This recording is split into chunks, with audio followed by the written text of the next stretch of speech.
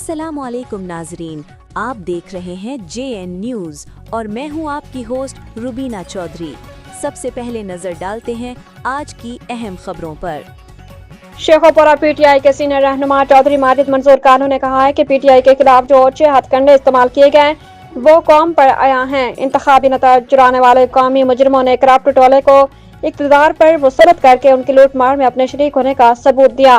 गुज़श्ता एक साल में मौजूदा हुक्मरानों ने अपनी रोश दोहराते हुए कौमी इदारों इंतजामी महकमों में करप्शन को फरोग दिया और कौमी खजाने की बेदरेग बंदर बांट की।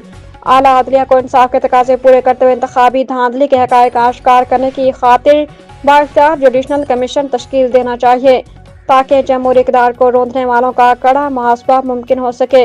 मौजूदा वफाकी और पंजाब हुकूमत कितई मुस्तहकम नहीं क्योंकि उनके पास हकीकी अवामी मैंडेट नहीं।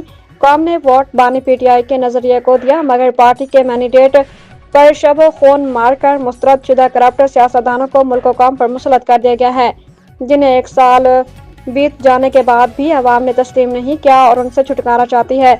हम पाकिस्तानी कौम के इस मुतालबे को अमली जामा पहनाने के लिए खातिर बरसर पैकार हैं और बानी PTI की क़यादत में जारी जमहूरी और सियासी जदोजहद को कामयाबी से हमकिनार करेंगे।